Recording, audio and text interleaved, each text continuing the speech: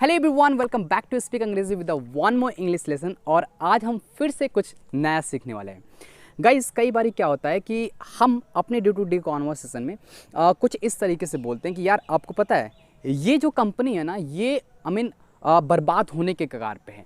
या suppose that आप किसी स्विमिंग पूल के पास हैं और आप एकदम उसमें कूदने के कगार पे, यानी कि आप 99.9999 एकदम जस्ट आप किनारे पे खड़े हैं और आप एकदम जस्ट कूदने के कगार पे हैं। तो आप उस कंडीशन में बोलेंगे अपने फ्रेंड्स, यार तुम्हें पता है मैं स्विमिंग पूल में कूदने के कगार पे हूँ, राइट। या फिर कुछ ऐसे सपोज दैट कि आपका कोई फ्रेंड है और वो अंग्रेज़ी बोलना अभी स्टार्ट किया है और काफ़ी बहुत सारे स्ट्रक्चर्स उसने जान लिए हैं, बहुत सारे रूल्स को, बहुत सारे ग्रामर रूल्स को जानने के बाद अब वो आपसे कह रहे हैं यार पता है मैं अंग्रेज़ी बोलने के कगार पे हूँ। तो फ्रेंड्स आप थोड़ा सा ध्यान से सुनिए, मैं बोल रहा हूँ कि के कगार पे, राइट। तो ये के कगार पे हम कैसे इस टाइप के सेंटेंसेस को आखिर बनाएंगे कैसे? हम में से बहुत सारे लोग इस टाइप के सेंटेंसेस को बना नहीं पाते हैं और कहीं ना कहीं हम अपने day to day English conversation में स्टक हो जाते हैं। इस टाइप के सेंटेंसेस को बनाना बहुत ही आसान है।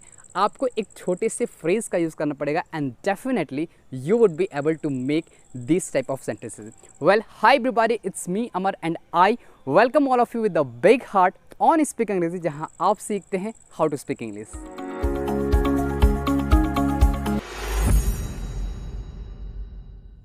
सो फ्रेंड्स, आइए देखते हैं कि हम कैसे इस टाइप के सेंटेंसेस को बनाएंगे।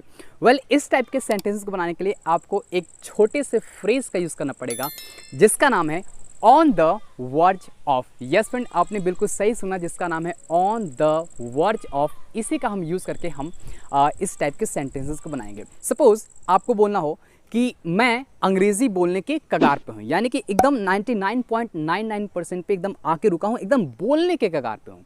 तो फ्रेंड्स, इसे बनाने के लिए हमको इस स्ट्रक्चर को फॉलो करना पड़ेगा। सबसे पहले आपको लिखना पड़ेगा सब्जेक्ट, उसके बाद आपको if the sentence is in present तो आपको लिखना होगा is am are, and if the sentence is in past तो आपको लिखना होगा वॉज वर। उसके जस्ट बाद आपको यूज़ करना पड़ेगा ऑन द वर्ज ऑफ, जो कि हमारा फ्रेज है, और उसके आगे आपको लिखना पड़ेगा वर्ब की फोर्थ फॉर्म, और लास्ट में आपको लिखना होगा object. So friends, in this पे हमने देखा अपने स्ट्रक्चर को। ओके, आइए जैसे कि हमारा जो सेंटेंस था मैं अंग्रेज़ी बोलने के कगार पे हूँ, राइट। तो अंग्रेज़ी बोलने के कगार पे कौन है? मैं, यानी कि I am on the verge of speaking English. Okay, एक और सेंटेंस, मैं मोबाइल चलाने के कगार पे हूँ, यानी कि I am on the verge of operating mobile. Suppose आपको बोलना हो जैसे मेरा जो दोस्त है ना वो उसको मारने के कगार पे, राइट। तो my friend is on the verge of beating him. मेरा दोस्त काम करने के कगार पे, यानी कि my friend is on the verge of working. जैसे सपोज मान लीजिए कि आपको इसी का नेगेटिव बनाना हो, जैसे कि मेरा दोस्त स्विमिंग पूल में कूदने के कगार पे नहीं है, यानी कि my friend is not on the verge of jumping into the swimming pool। मैं साइकिल चलाने के कगार पे हूँ, यानी कि I am on the verge of riding the cycle। अगर आपको क्वेश्चन वर्ड में थोड़ा सा प्रैक्टिस करना हो, जैसे क्या आप काम करने के कगार पे हैं, तो इसे हम कैसे बोलेंगे? Are you on the verge of working?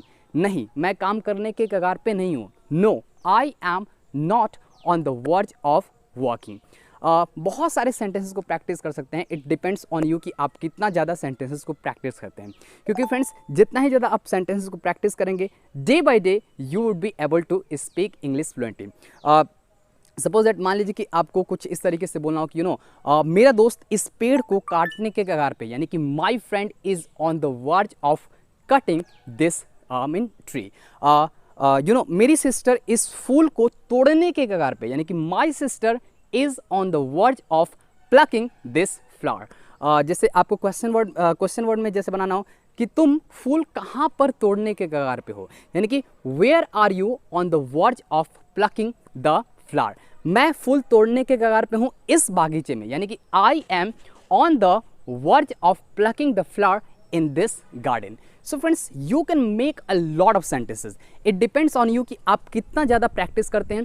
जितना ही ज़्यादा आप प्रैक्टिस करेंगे डे बाय डे आप अपने इंग्लिश कॉन्वर्सेशन में इंप्रूव कर जाएंगे। So friends, try to use this phrase in your daily conversation and please let me know one example related to this phrase in the comment section. I will wait for you. Till then, keep practicing as much as you can And I always say, if you want to speak English fluently, do only one thing, and that is stop wishing, start speaking.